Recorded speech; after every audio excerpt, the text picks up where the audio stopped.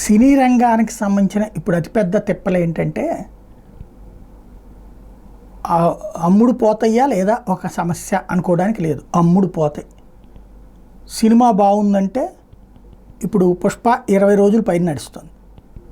అయితే మొదట్లో ఉన్న థియేటర్లు తగ్గిపోయాయి, కానీ అమ్ముడు పోతుంది.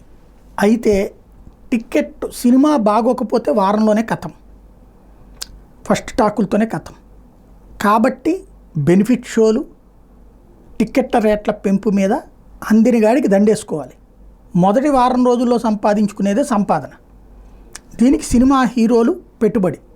హీరోల చేత ప్రభుత్వానికి ఫోన్ చేపిస్తే పని అయిపోతుంది, కానీ హీరోలు ఫోన్ చేయట్లేదు.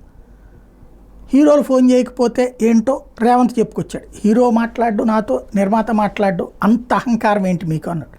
కాబట్టి ఇప్పుడు హీరో చేత నిర్మాత చేత మాట్లాడించాలి, అవసరమైతే బొకే ఇప్పించాలి. వీళ్ళని ఈ విషయంలో కన్విన్స్ చేయాలంటే వీళ్ళేమో ఈగో, నిర్మాతకు ప్రాబ్లం ఉండదు, హీరోకి ఈగోస్ ఎక్కువ ఉంటాయి. వీళ్ళని ఎలా కన్విన్స్ చేయాలి, ఎలా చేయించుకోవాలి? చెయ్యకపోతే 100 కోట్ల రూపాయలు రాసు. ఇప్పుడు చేస్తానికి మళ్ళీ దానికి కూడా ఏమైనా రెమ్యూనరేషన్ అడుగుతారా? ఇదో $1 మిలియన్ ప్రశ్న.